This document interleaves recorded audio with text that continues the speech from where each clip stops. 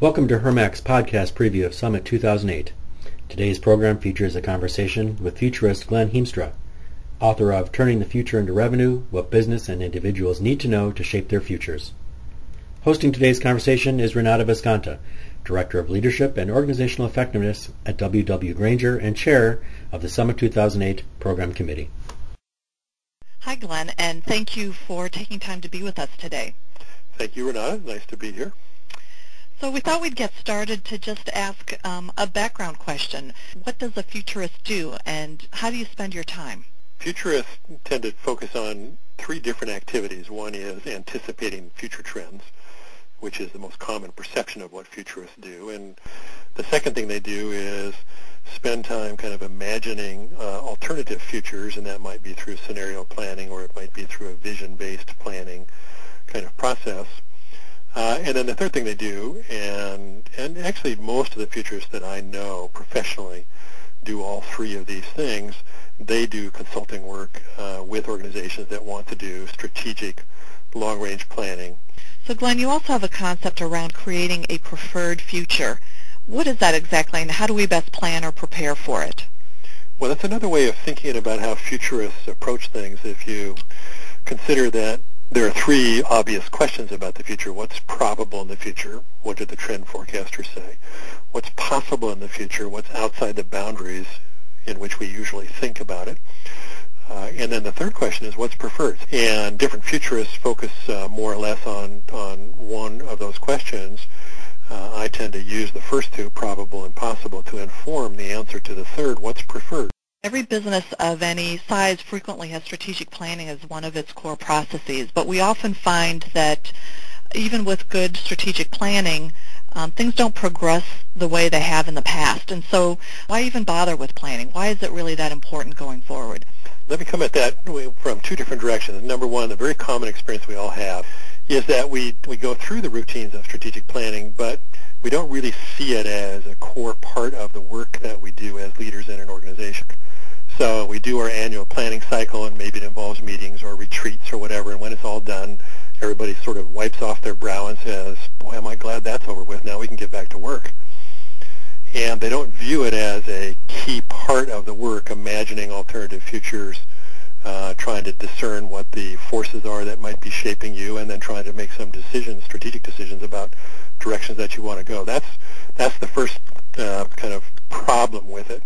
And the second is that even when plans are taken a little bit more seriously, we tend to overestimate the degree to which we can control the future. What you can do is define where you are now, define where you want to be, and define what you're doing next to kind of go in the direction of where you want to be.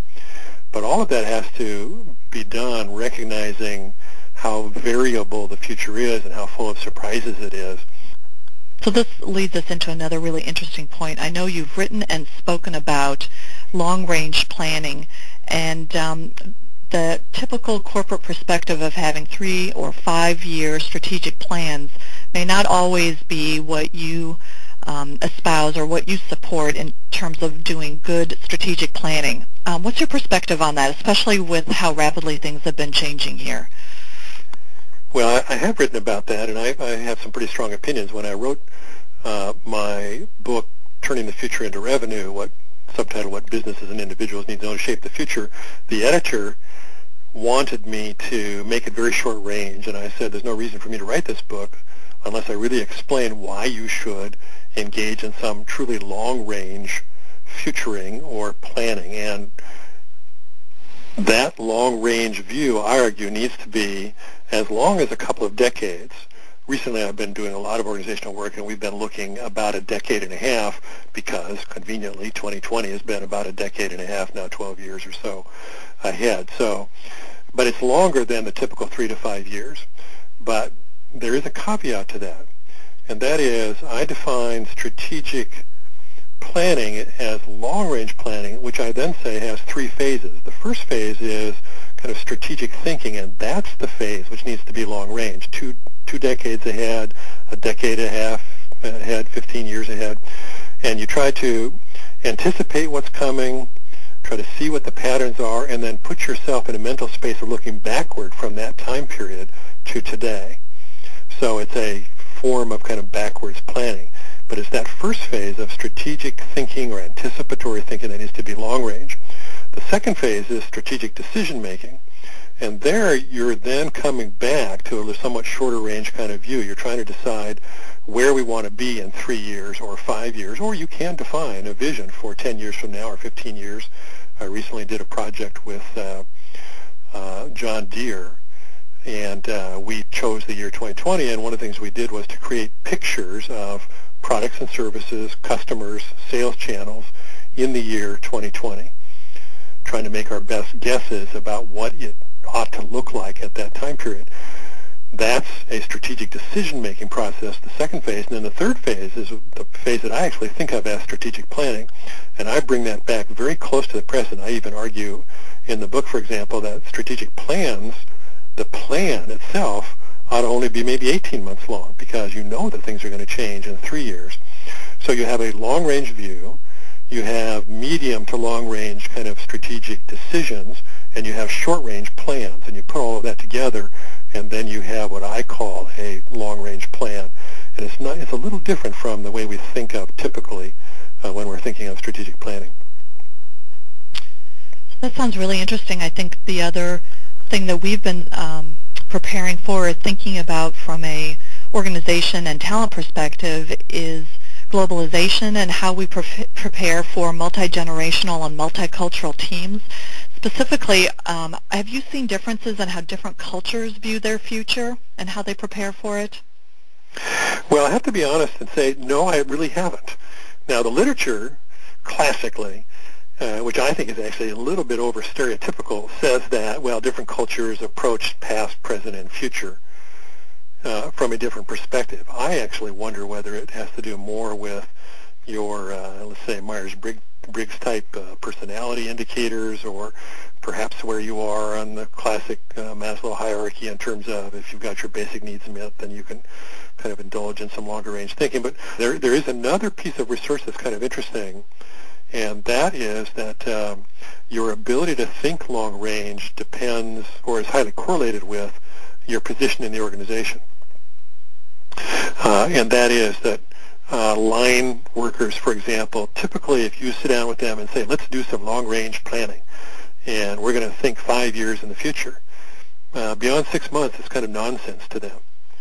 And middle management can think a little bit longer range, and senior level, top level in organizations have the capacity, according to this research, to think longer range, although our history of doing that or our record of doing that may not be so good. What happens, of course, is as your span of control gets wider, both your ability to take a wide-angle look at things and a long-range look at things increases, as it should. So I have a hunch that you might see more differences based on where you are in the organization positionally than based on your cultural background. But I'm open to cultural differences, but I'm just kind of nervous about overgeneralizing on that.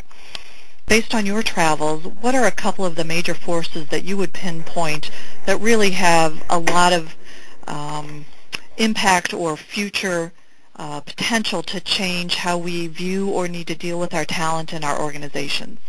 Let me highlight two.